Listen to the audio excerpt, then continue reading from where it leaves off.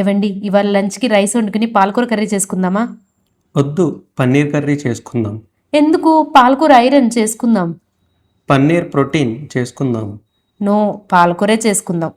పన్నీరే చేసుకుందాం. పోనీ పాలక్ పన్నీర్ రైస్ చేసుకుందామా? టేస్ట్కి taste, హెల్దీకి healthy.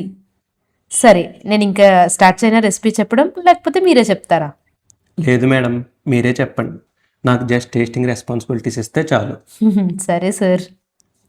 First palak wash చేసి కట్ చేసుకుని పక్కకు పెట్టుకోండి.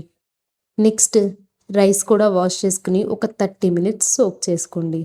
తర్వాత పన్నీర్ తీసుకుని క్యూబ్స్గా కట్ చేసి ఒక బౌల్లో వేసుకోండి. అందులో పసుపు, పెరుగు, సాల్ట్, కారం అండ్ గరం మసాలా వేసి బాగా కలిపి ఒక 30 మినిట్స్ పన్నీర్ని మ్యారినేట్ చేయండి. అంతలో పాలక్ పన్నీర్ రైస్ కోసం జింజర్ అండ్ గార్లిక్ కూడా దంచుకోండి. ఆనియన్స్ అండ్ గ్రీన్ చిల్లీ కూడా కట్ చేసుకుని పక్కకు పెట్టుకోండి. అంతలో మన పన్నీర్ మ్యారినేట్ అవుతుంది. నెక్స్ట్ ప్యాన్లో ఆయిల్ వేసి పన్నీర్ ఫ్రై చేయండి. ఆయిల్ కొంచెం వేడెక్కాక మనం మ్యారినేట్ చేసుకున్న పన్నీర్ వేసి మొత్తం అన్ని పక్కల తిప్పుకుంటూ రోస్ట్ చేసుకోండి. పన్నీర్ని రోస్ట్గా అయిన పన్నీర్ని ఒక బౌల్లోకి తీసుకుని పక్కకు ఉంచుకోండి.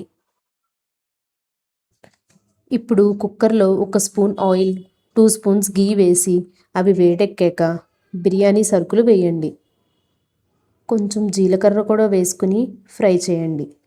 ఒకసారి అన్నీ బాగా కలుపుకుని కొన్ని జీడిపప్పులు వేసుకోండి. తర్వాత ఇందాక మనం దంచుకుని పెట్టుకున్న జింజర్ గార్లిక్ పేస్ట్ కూడా వేయండి. ఇప్పుడు మనం కట్ చేసి పెట్టుకున్న గ్రీన్ చిల్లీస్ కూడా వేయండి. అవి వేసి ఒకసారి కలిపి మనం కట్ చేసుకున్న పెట్టుకున్న ఆనియన్స్ కూడా వేయండి. ఆనియన్స్ నేను దీనికోసం నిలువుగా కట్ చేశాను. ఆనియన్స్ వేసాక ఒక్కసారి మూత పెట్టి ఒక 2 మినిట్స్ బాగా మగ్గనివ్వండి.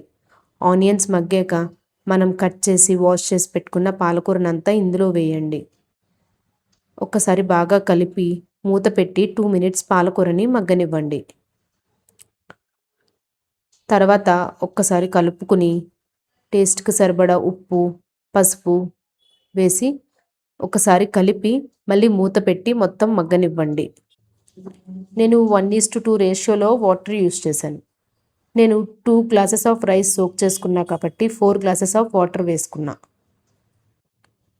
వాటర్ బాయిల్ అవుతున్నప్పుడు సోక్ చేసిన రైస్లో వాటర్ తీసేసి రైస్ వేసి కలపండి. అండ్ వేయించుకున్న పన్నీర్ కూడా వేసి ఒకసారి కలపండి.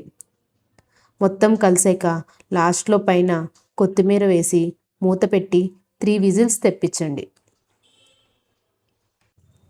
ఒక 20 మినిట్స్ తర్వాత కుక్కర్ మూత ఓపెన్ చేసుకుని కలుపుకుని ఆనియన్స్ ఆర్ రైతాతో తింటే సూపరు. అబ్బా, మంచి స్మెల్ వస్తుంది. పన్నీర్ వల్లనే. పాలకూర వల్ల కూడా. మనం కాదు, వాళ్ళని అడుగుదాం. మీరు ఈ రెసిపీ ట్రై చేసి పన్నీర్ వల్ల టేస్టీగా ఉందా, పాలకూర వల్ల టేస్టీగా ఉందా కామెంట్ చేయండి. అండ్ మా వంటింటి వేళ ఛానల్ని సబ్స్క్రైబ్ చేయండి.